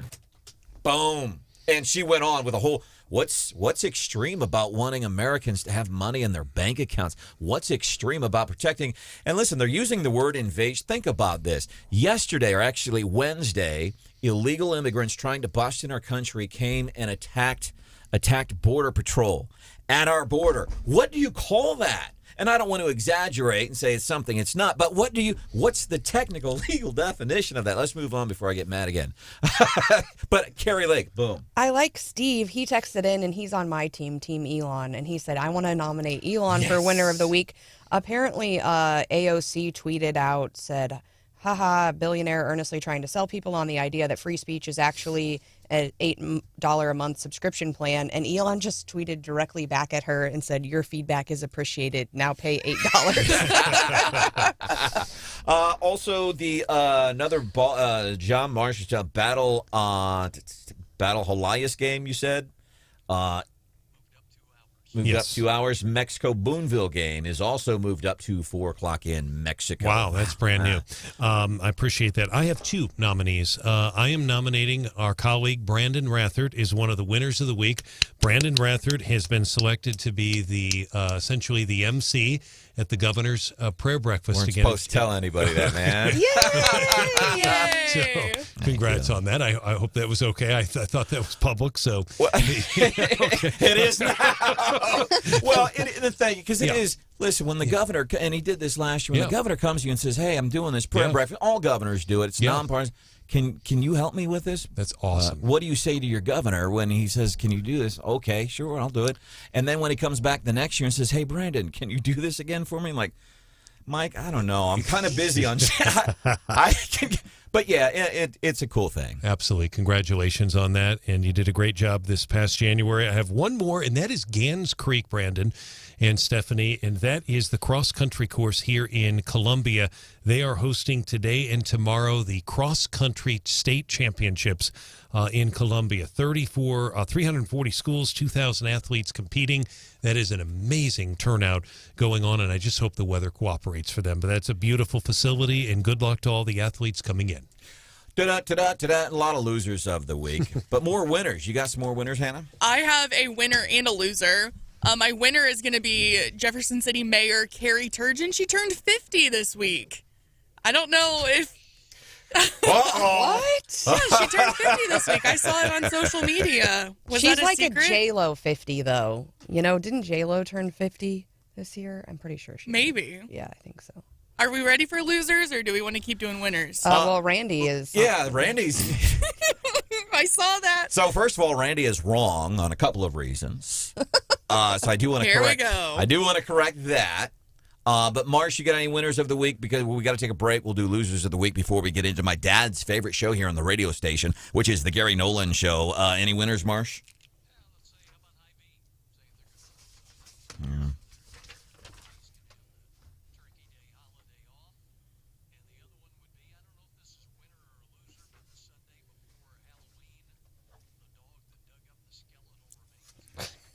Oh, that's rough.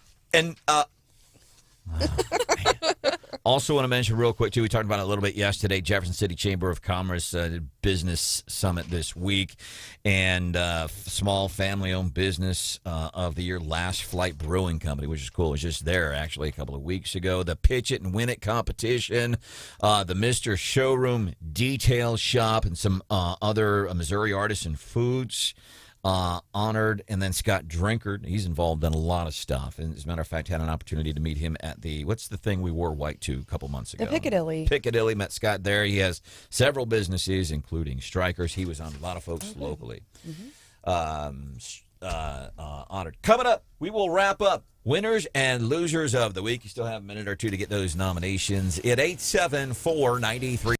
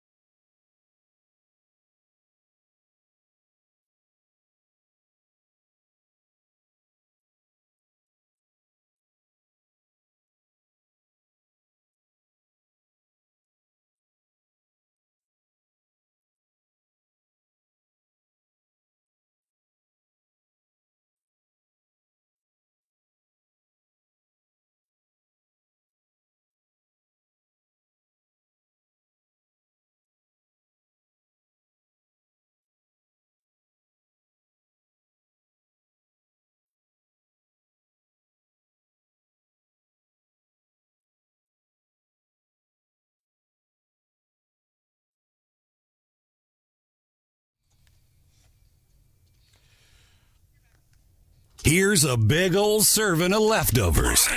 Enjoy. All right, our leftovers. We're finishing up winners and losers of the week. Did we have some other ones that we wanted to get to here? I had a loser of the week. Who's your loser of the week? Myself. Oh, yeah, I forgot. I had a nom for Steph, too. Which Wait, Marsh, did you get your winners and losers? Well, I spread misinformation this morning about Elon Musk and Amber Heard, and I apologize for that. But then this is a great case study because here's what happened. Coming in, I don't even think it's 5 o'clock in the morning yet. Hannah says, "You see this?" I'm like, "Yeah, okay." And then I start telling other people, and they start telling other people. I was all excited thinking I was getting some juicy celebrity gossip story. Right? Yeah. It has to do with current news-making stuff, and so I start sharing what I had heard because somebody thought they saw something, and it's not true. Because we glanced at a headline and spread that. And why I say this is a case study, we saw a lot of it this morning. People are saying that CRT in public schools is in Amendment 3.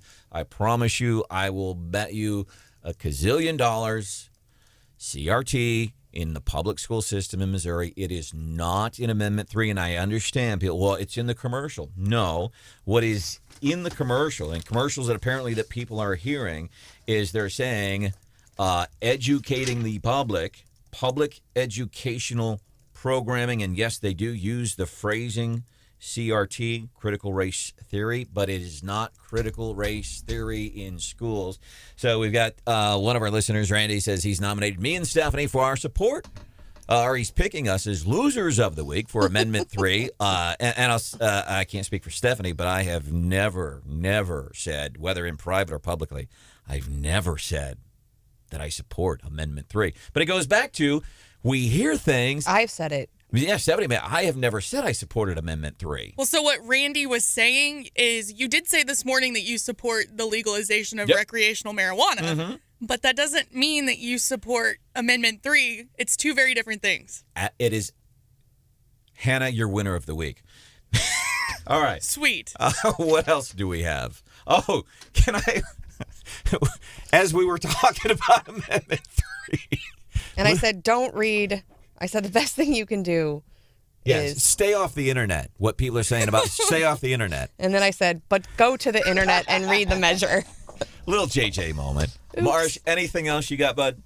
Yeah, I've got one that works right along with Amendment 3. Remember from the weekend, the Morgan County Sheriff's Office was asking people to double-check their candy they got at Lori Stover, Gravois Mills, and Trunk. Oh.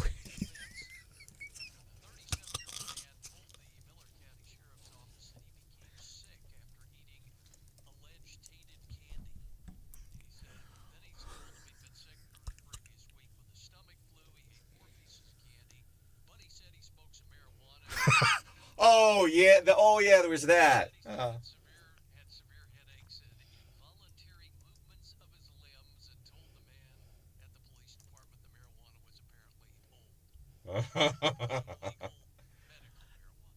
was apparently We would presume. Is there a shelf life on marijuana? Is there like when you get your medical weed, does it say best if used by? I mean, it's a plant, so I would imagine. Well, it degrades after you put it in a bowl and put a lighter to it and inhale it. It degrades. And by the way, Hal Dooley, veterans, a couple of big local veterans events happening over the past 24 hours.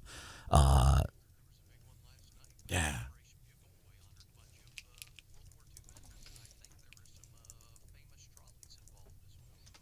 Oh, yeah. And we have a line on some jobs, by the way. Oh, yeah. I have been hiring trolley drivers. Yes, the trolleys were there at Operation Bugle Boy last night, and they've been around. You'll see them around doing the Holiday Lights tours coming up. And by the way, those job openings were there before the jobs report came out an hour and a half ago. I think they're included in the numbers. They're included. Stephanie Bell, the employment agency. And Casey, this is very... And can somebody... I always feel weird about reading these complimentary texts for the show because it's you guys. But we just read someone totally dragging us. That's true. All right. Well, then, Steph, you want to read... You want to do Casey's text? Oh, no, my iPad just died. This is the story of my life. Okay. Casey, he's picking winners of the week. He's picking John Marsh, Brian Hausworth, producer Hannah, and Stephanie Bell. And Branden Rathert. He says, just the way y'all work together and have such a positive attitude and tell the truth.